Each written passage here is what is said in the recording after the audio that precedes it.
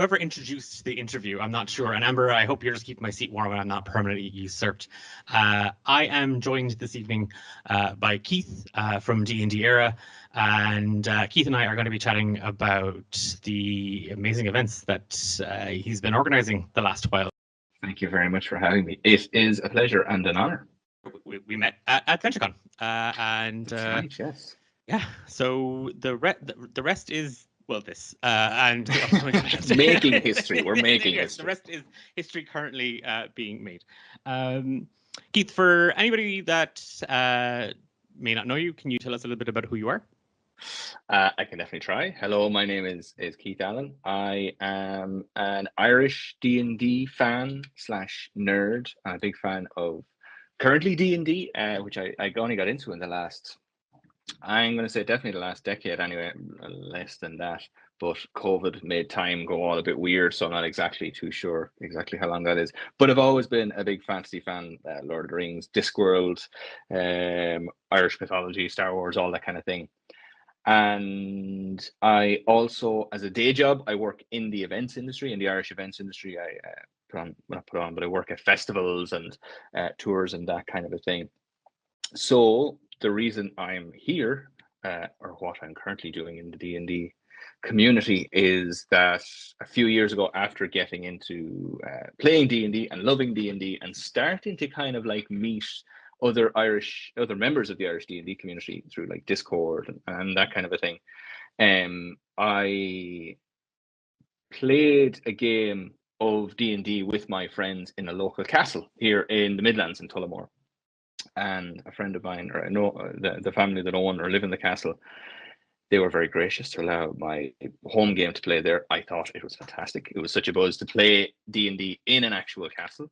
So we did that. And then I kind of started thinking about it. And I said, why don't we try and do this for other people, inviting other people down? So since then, I have, or myself and my events partner, Liam, we have started organizing these games, as you mentioned already, these events, which are basically kind of day-long D&D games in a castle. So yeah, people get to come and play D&D in a castle. What was it, do you think, that kind of, because like I'll be honest with you, I don't know if everybody who plays D&D, I think nearly every D&D party is like, man, you know what we should do? We should rent a castle and play our game in a castle just once.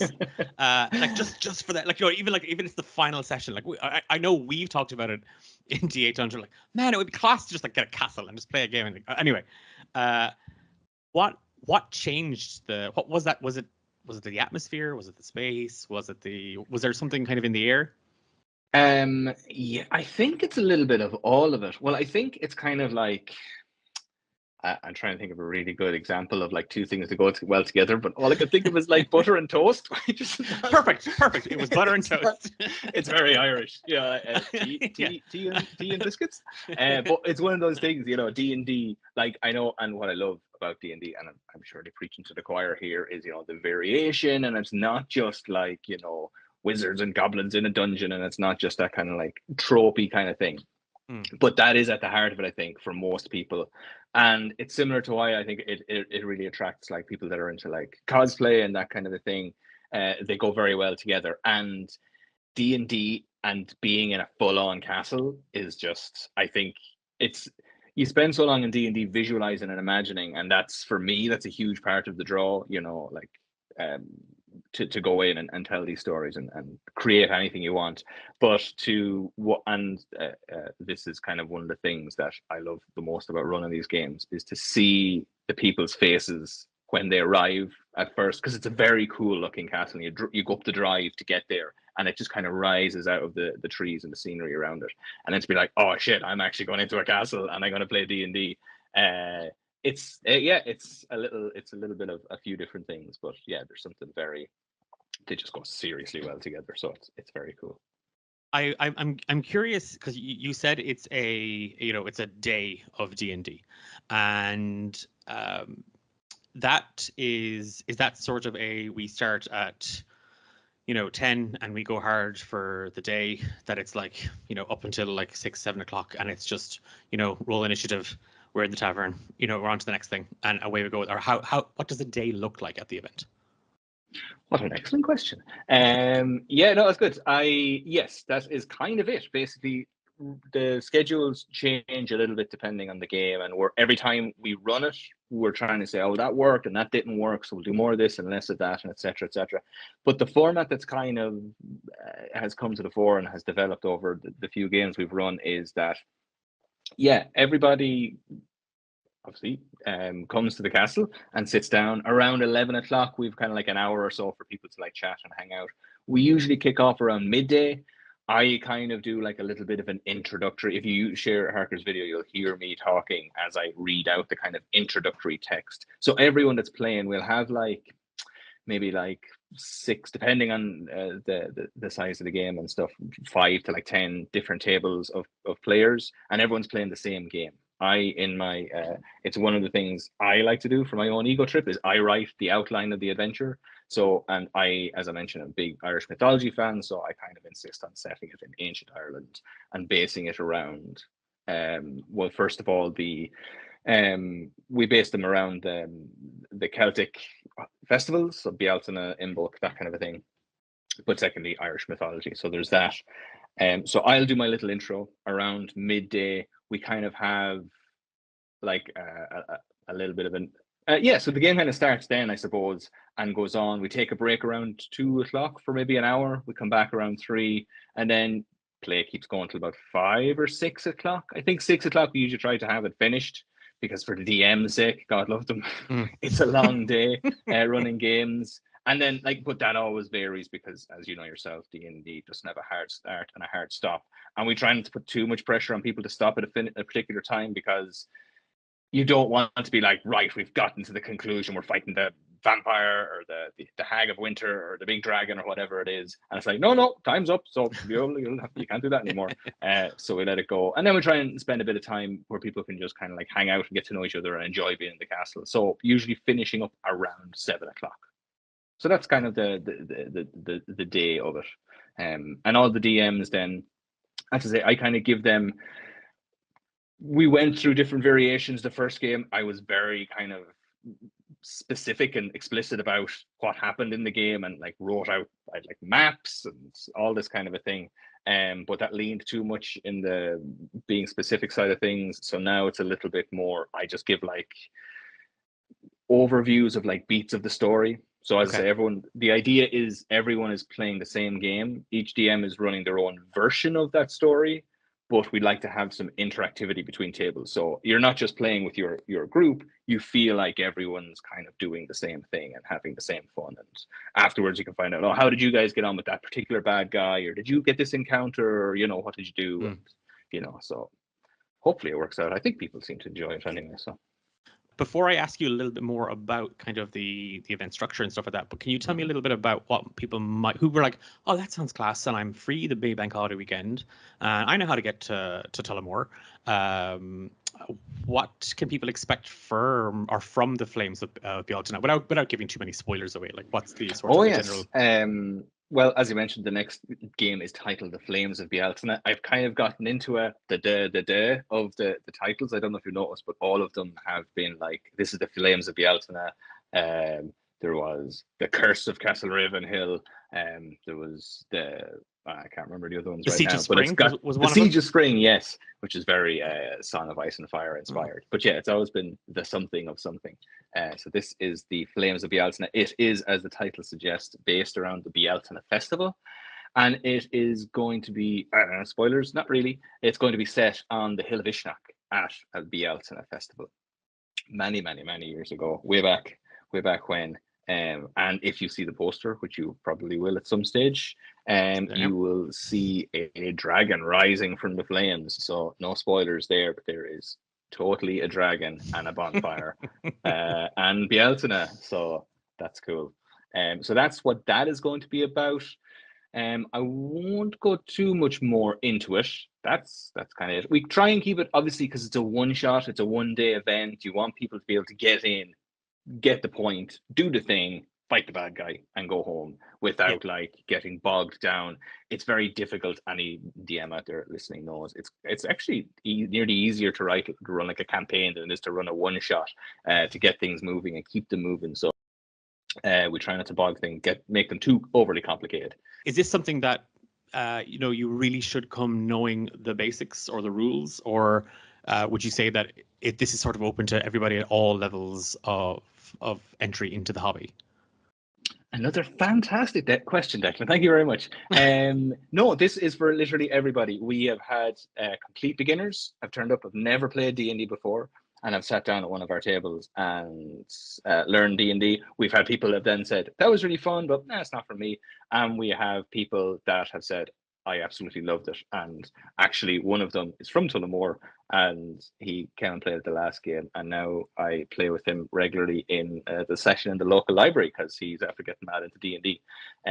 But he didn't know how to play at all. I think he'd like played some video games and maybe saw like some Critical Role or live stream. So all of our DMs are very beginner friendly and supportive, and I think that kind of nearly goes to for every DM out there. I don't think I've ever encountered a DM that was didn't, you know, warm and encourage people in. We have specifically lower levels of play, tables with lower levels of play for beginners, because obviously there's less things to try and figure out.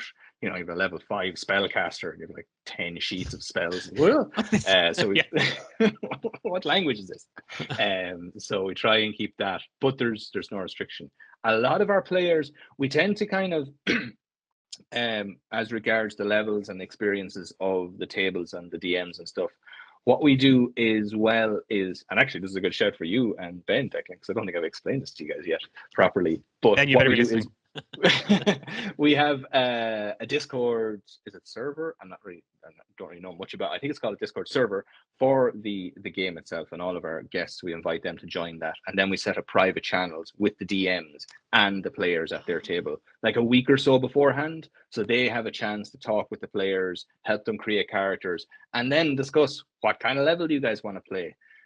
You know, and how do you want to do this, or what, you know, so they then figure it out amongst themselves. I do get an idea beforehand of what level players are looking for, and I kind of say, okay, listen, we need someone to run. We've had a lot of people looking for a level 14 table. Is anyone up for doing that? You know, we've got a lot of beginners, and we kind of pair them off like that. But yeah, the players and the DMs kind of come up with it amongst themselves. So that's handy. Yeah, so no, that's really cool to hear, because I agree with you. I'm a big lover of teaching this hobby. Like, it's so much fun, especially if you have a table where there's like one or two people who, one might be totally new, the person has dabbled but isn't still certain, and everybody gets involved in teaching them, because it's not, you know, it's not just the DM that does it. The other players are there to help. It's why I always say people who play casters are always the better players, because they know all the casting rules. As opposed, I hit stuff. I keep hitting stuff. Better players. That's a very controversial term to be thrown around there, definitely. I'll be getting that out. Or will I? Who knows? I might just let Ben deal with the consequences of the things I say. He'll have to. Who's manning chat for this? Amber. Yeah. Enjoy, guys. Sucks to be. I'll be in chat giving out. Yeah, how dare you? Yeah, I'll join it as well, just to annoy everybody. With I guess with somebody, again, so if we've kind of got, this is open for everybody, there is that sort of, oh, you know, I'm used to playing in a home game, or I'm used to playing online.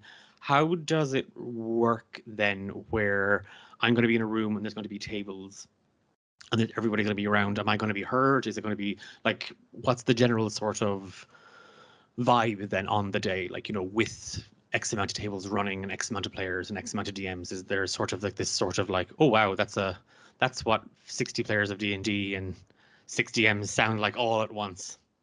For sure. We've gone through variations of this. As I say, we had them at different sizes and stuff. And in general, it's okay. I think there is always a bit of background sound and stuff, and depending, there's always kind of like some louder people and some quieter people. It doesn't tend to be too disruptive. We haven't had any major issues on that front. I suppose I can't guarantee anything because, you know, as I say, you could have louder people. But no, in general, it's very contained to the table. People get there's a lot of energy in the room, so that kind of feeds into it. I find it makes it more exciting. I've played now. Unfortunately, I don't get to play and I don't get to DM at the events. I just kind of like keep an eye on everything and make sure everybody's having a good time and that kind of a thing. But having played myself at conventions and stuff like that, I could definitely say that compared to like a home game is good and I thoroughly enjoy it, but there is a certain kind of an extra energy of having lots of other people. You know, it's like, I don't know if this might be just a me thing, but I do enjoy going to comic conventions, and when I kind of walk into the room and I see lots of people like in costume and shuffling around and looking through comics and stuff, it's kind of like I get a good feeling off it. It's kind of like, oh yeah, I like, you know, that's the energy. That's the kind of, I don't know if it's like an energy sound or a wave thing or whatever it is, vibrations or something, but it's kind of like that. There is a bit of background noise, and it gets it can get exciting at times, but it's definitely it's a very positive experience. I'm so excited for this. The first time we were talking about it, I was like, oh man, that sounds class. I'd love to do it, and then just time just wasn't our friend. So this I'm really keen for. I've read the outline. That looks amazing. The castle looks amazing. If you're sitting there going, just get the ticket. You're just do it. If there's tickets still available. Yeah, if they're still available. Like, that's like, come on.